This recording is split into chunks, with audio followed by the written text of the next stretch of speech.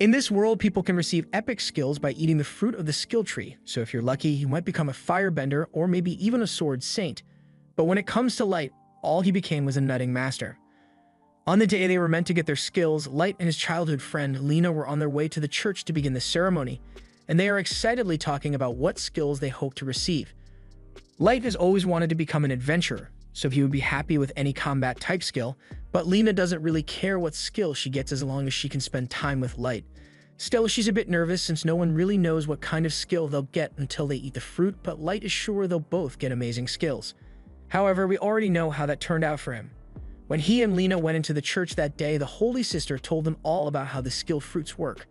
You're granted a skill once you eat the fruit, and it will guarantee you a job in any related field of your choice, all without any crippling student loan debt. They are allowed to pick any one of these fruits to get their skill, but there is a rule that they can't break no matter what. You're only allowed to eat one skill fruit over the course of your entire life, because if you try to eat a second, they'll poison you. A lot of people have ended up dying because didn't like their skill and tried to eat a second fruit, so the Holy Sister wants to make it very clear that eating more than one has a 100% fatality rate.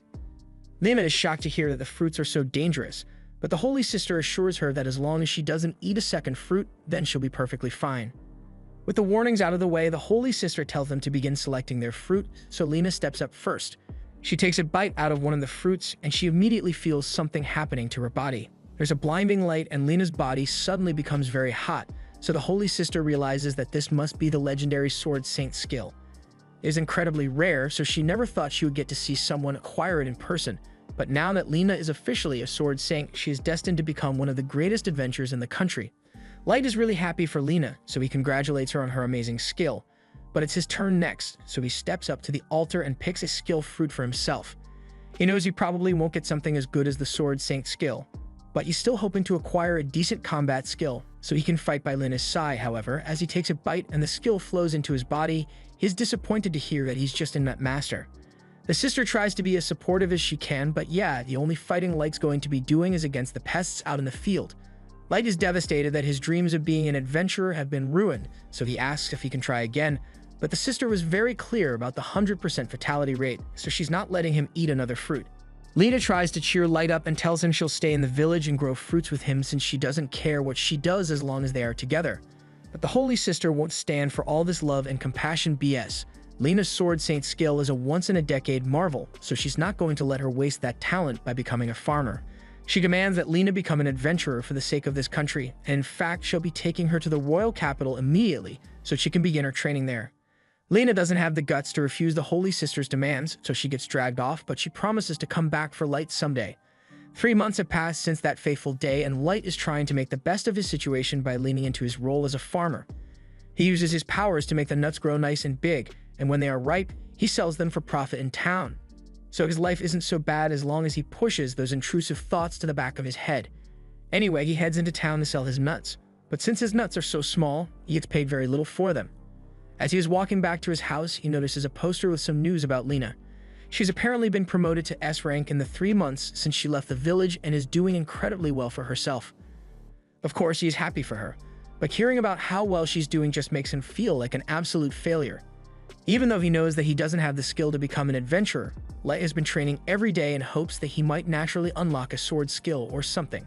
He repeatedly strikes at a tree stump, and he believes that if he can split it in half with a sword, then he will be strong enough to become an adventurer by his own merit.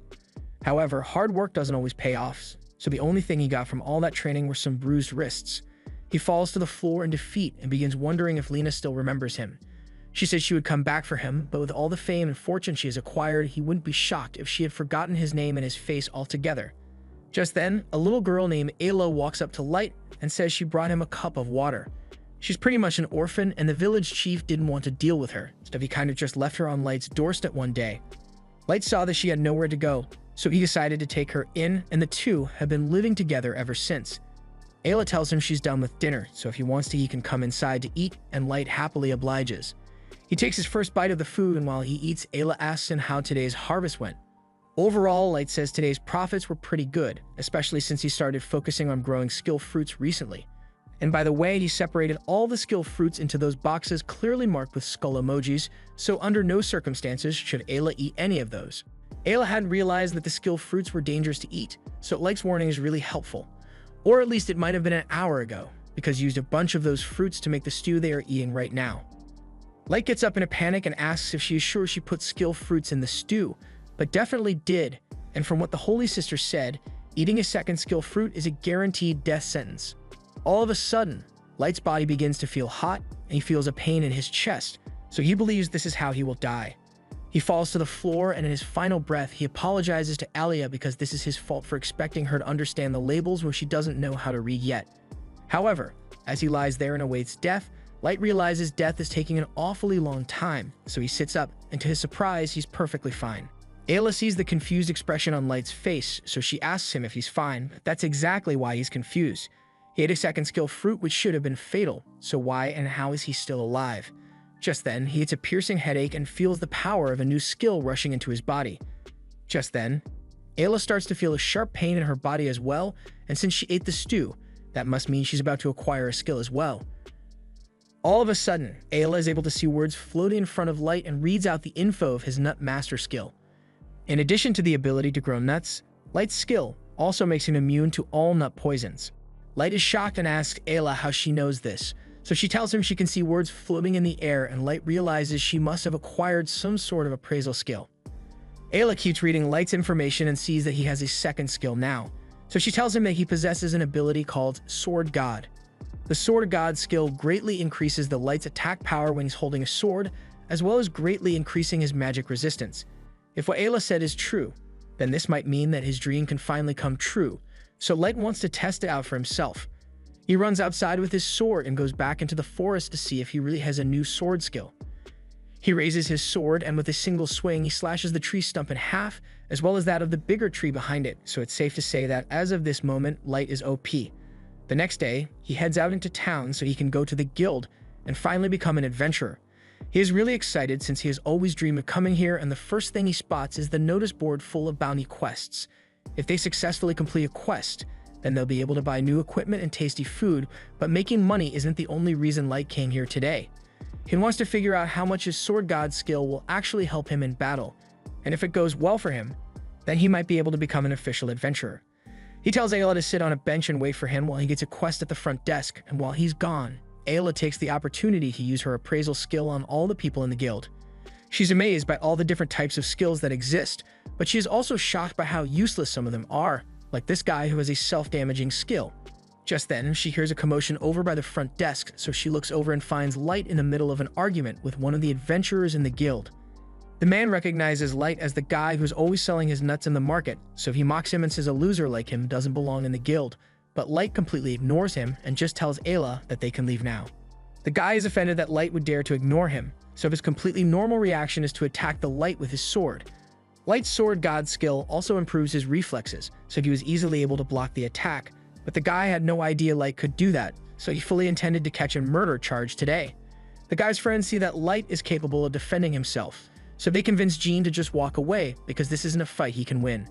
Jean tries to play off his outburst and claims he never really intended to hurt Light, so he and his friends leave the guild to go on their first mission, and shortly after Light and Ayla leave as well since Light has gotten a quest for them. They head out into the rocky plains, and Light is really excited since he might finally get to see a monster in person. But this place is dangerous, so he tells Ayla to stay close to him. They soon spot their target, and it's that slime monster over in the distance, so Light prepares himself to fight it. He cautiously approaches in an attempt to sneak up on it, but the slime notices him anyway, so Light goes for a full frontal assault instead. He is a lot stronger than he used to be, so when he charges at the slime, he slices it in half and accidentally splits the ground in the process. He's happy that his skill really is useful in battle, but he's going to have to work on his power management so he doesn't cause any more collateral damage. Ayla congratulates Light on his first successful quest, but to complete the quest, they need to cut the slime up and bring the parts back to the guild so they can exchange it for money. Ayla says she feels kinda bad about cutting the slime's body up, but Light reminds her that they'll earn enough money for pizza if they sell the slime parts, so Ayla throws her morals out the window and begins dissecting the slime. Just then, they hear someone yelling on the other side of the plains, so they rush over and find Jean and his party being attacked by a huge ogre. They intentionally picked an easy quest so they could just kill a slime and go home, but they never expected to run into an ogre. The orc swings at them, and they all jump out of the way, but even if they manage to dodge that first attack, they stand no chance of winning against that thing. Light calls over to them to ask if they are alright, and as soon as Jean spots him, he comes up with a plan to escape. He and his friends start running straight at Light, and Light is a bit confused by what they are doing, but then they run past him, and he realizes they are trying to use him as bait so they can flee. The ogre now intends to attack Light, so he has no choice but to fight it, and in fact, this works out well for him since he needs to test the limits of his new skill. The ogre swings its mace at him, so Light jumps to the side to evade it, but he's playing a risky game, so Alo warns him that his sword god skill doesn't increase his defense, meaning if he gets hit even once, he's going to die. Even with the threat of dying, Light still refuses to back down from this fight since he's going to become the world's greatest adventurer, and if he plans to accomplish that goal, he needs to overcome this challenge. He has finally gotten used to his body's new strength, so Light jumps into the air, and as the ogre tries to strike him, he slashes its mace in half. No matter what it takes, he will make sure he catches up to Lena so the two of them can be together again. So in one swift motion, he brings his sword down and cuts the ogre cleanly in half, all while Jean and his friends watch from a nearby hill. A little while later, Light returns to the guild to exchange his items for money, but the receptionist finds it hard to believe that he managed to defeat an ogre all by himself. As proof, Light shows her the ogre horn he brought back, and on top of that, Jean's friends say they saw the whole thing, so they can guarantee that Light is telling the truth. The receptionist believes him, so she asks him to wait a minute so she can get his reward, and in the meantime, Jean's friends thank Light again for saving them. Just then, a crowd forms at the front of the guild, so Light asks if something happened, and Jean informs him that the S-rank party has just returned. This happens to be the S-rank party that Lena joined, and this is the first time he has seen her in the last 3 months, so Light goes up to her and tries to say hello. But in response, Lena says, "I've never met this man before in my life." This was the end of episode 1. Subscribe to not miss the next part.